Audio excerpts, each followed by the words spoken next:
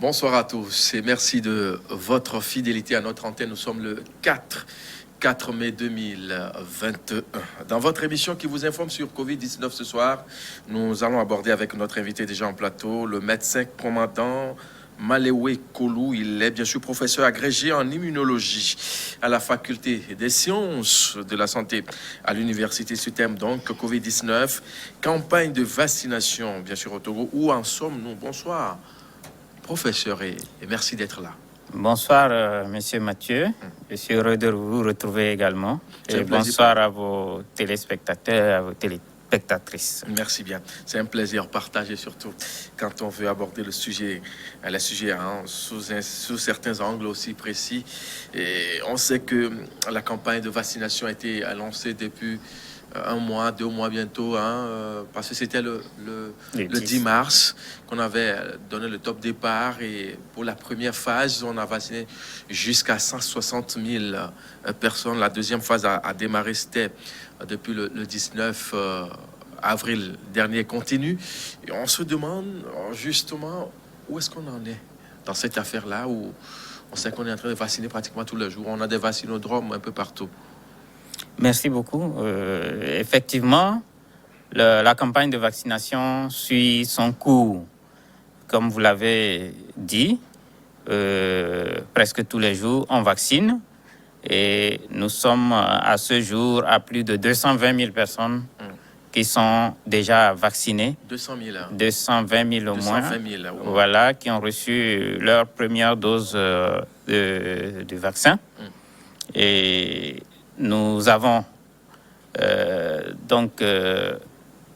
dans le Grand Lomé, le plus grand nombre, je ne peux pas vous donner tout de suite les détails, mais à l'intérieur du pays aussi, la campagne prend aussi son envol, puisque nous avions commencé par les chefs-lieux de région, et par la suite, la campagne a été étendue dans les districts. Donc actuellement, au niveau de toutes les préfectures, la vaccination est en cours, et on a plusieurs points de vaccination qui ont été créés aussi à l'intérieur.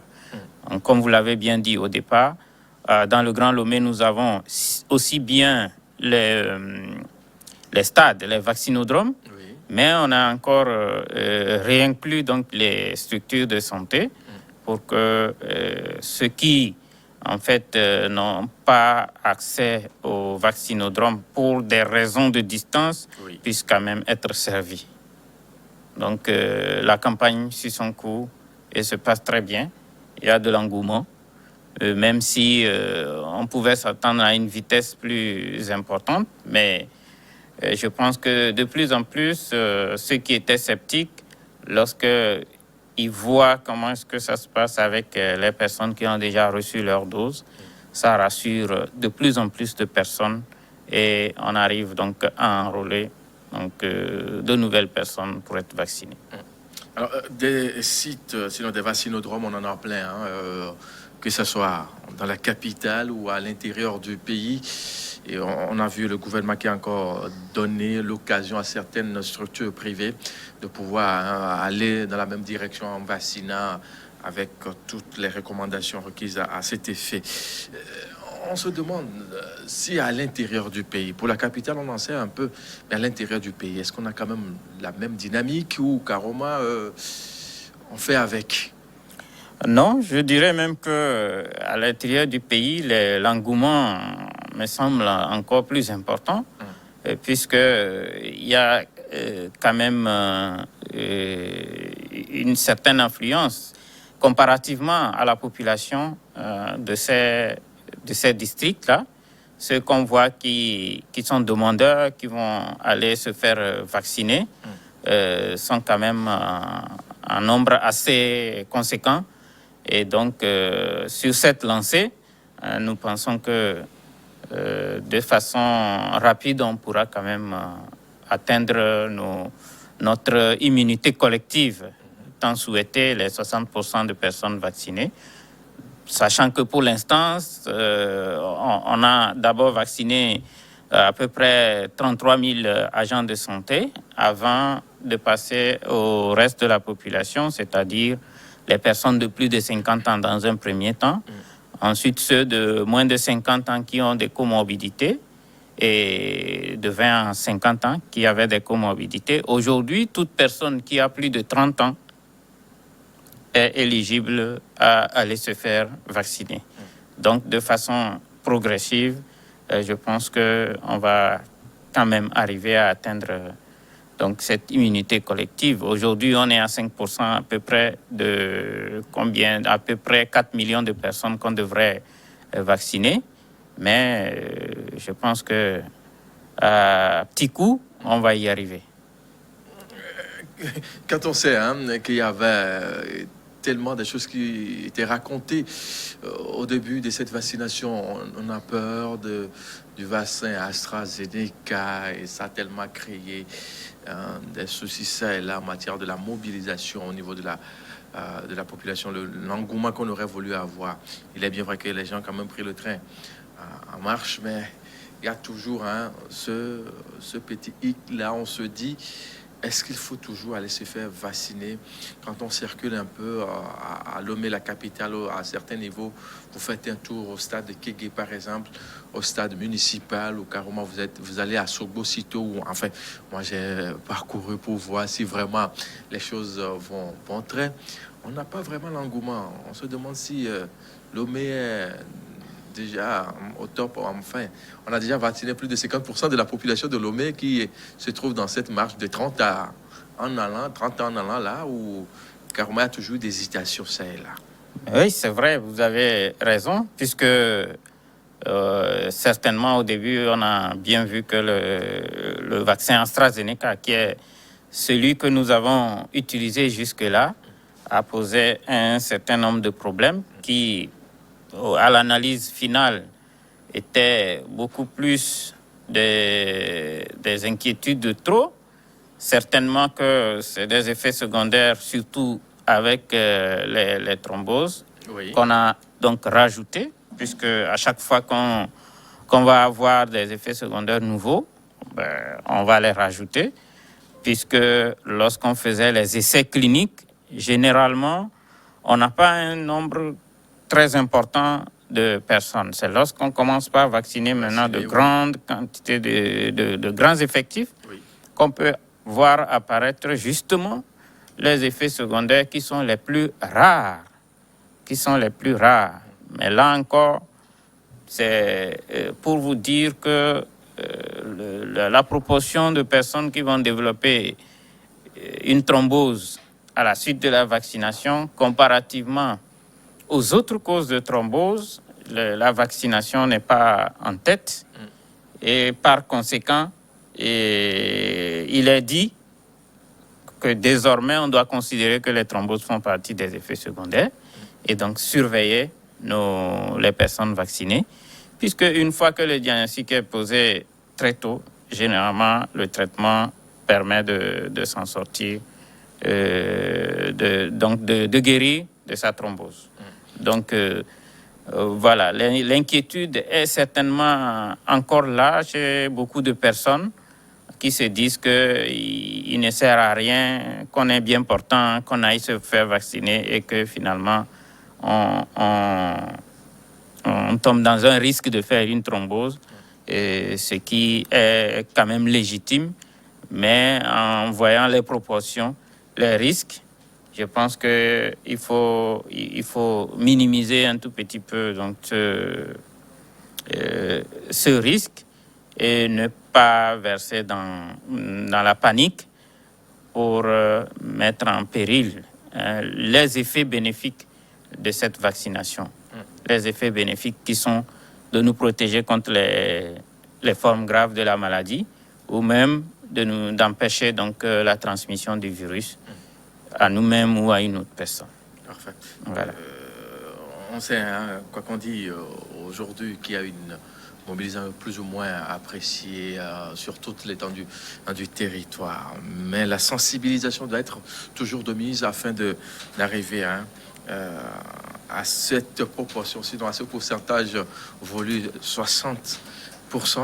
On se demande, cette tranche d'âge de 30 et plus là, si on les vaccine, est-ce qu'on aura 60% de la population pour avoir l'immunité collective peut-être attendue? C'est un calcul, hein, quand on sait aujourd'hui que la population elle est très très très jeune. Tout à fait. On se dit, mais est-ce que le calcul est bien fait à ce niveau-là? Effectivement, les épidémiologistes,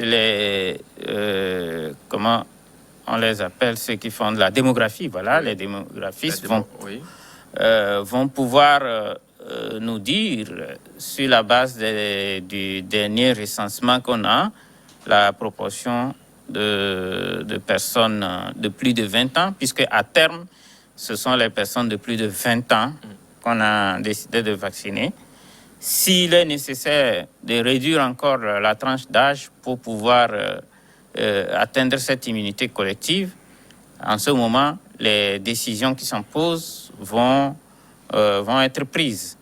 Pour le fabricant du vaccin AstraZeneca, il peut être administré à toute personne qui a plus de 18 ans et plus. Alors, le vaccin de Pfizer, par exemple, lors des essais cliniques, a été administré aux personnes de 16 ans et plus. Donc, il est prévu que nous recevions aussi des vaccins Pfizer. Et du coup, s'il est nécessaire d'orienter les doses de Pfizer vers les plus jeunes pour pouvoir finalement arriver à cette proportion de 60%, je pense que les stratégies seront définies au fur et à mesure de la réception des doses de vaccins, mais également de la connaissance que nous avons sur la stratification en tranche d'âge de notre population. Voilà. Alors, maintenant, les vaccinations, sinon la vaccination à l'intérieur du pays, les points ont été choisis comme ce fut le cas à Lomé, la capitale, où c'est les ASC qui sont au devant, qui veillent, ou comment est-ce que ça se passe? Non, mais en réalité, les équipes de vaccination sont très disparates en termes de composition. Okay. Donc, nous avons toujours des agents de santé communautaires dans beaucoup d'équipes, mais pour d'autres équipes, c'est uniquement des agents de santé. Et parmi les équipes où on a des agents de santé communautaires, on a aussi du personnel, des infirmiers d'État. Et puis, nous avons les équipes de supervision aussi qui font le tour sur les sites. Donc, ce n'est pas une catégorie de personnel qui se retrouve seule à assurer cette vaccination. Donc, ce sont des équipes composées de plusieurs types de personnes. On a parlé bien sûr entre-temps de la formation de certains pour pouvoir vite aller, quand on sait que les délais, sinon les dates de péremption de certains vaccins sont tellement limitées. Est-ce que cette équipe-là qui a été formée a été vraiment déployée sur le terrain? Oui, le nombre d'équipes déployées sur le terrain, dans le Grand Lomé, c'était plus de 200 équipes qui étaient dans le Grand Lomé. Il y a eu même des renforcements encore récemment de ces équipes. Toutes les équipes qui vont sur le terrain sont formées. Sont formées d'abord à l'administration du vaccin, ensuite aux effets, aux effets secondaires qu'on peut avoir avec le vaccin, et surtout aussi à l'enregistrement des personnes qui vont arriver, puisque certainement qu'on a dit à la population, avant de venir à la vaccination, prenez soin de taper l'étoile 844 dièse pour vous enregistrer sur la plateforme électronique. Mais toutefois, ce n'est pas parce qu'on n'a pas eu la possibilité de le faire, de nous enregistrer, que l'on ne peut pas aller dans le centre de vaccination pour recevoir son vaccin. Les équipes qui sont sur place... Voilà aussi cette nuance-là qu'il faut avoir, hein, parce que les gens pensent que... parce qu'on ne s'est pas vraiment fait enregistrer, voilà. On ne peut pas aller se faire vacciner. Non, pas du tout. On peut se lever dès l'instant que on a une pièce d'identité. Même si on n'a pas cette pièce d'identité, on peut toujours se faire cautionner même par une autre personne pour l'enregistrement. Et utiliser la carte d'une autre personne tout simplement parce qu'on n'a pas une pièce d'identité. Oui. On va utiliser la pièce d'identité d'une autre personne pour s'enrôler. Mais on sait très bien que c'est tel qui a enrôlé telle personne avec sa carte d'identité. Et le personnel qui est sur les sites de vaccination, les vaccinodromes et dans les hôpitaux où on vaccine, ils sont bien formés à l'enregistrement. Et si vous arrivez quand même sans vous être enrôlé, ils vont vous recevoir et assurer l'enrôlement.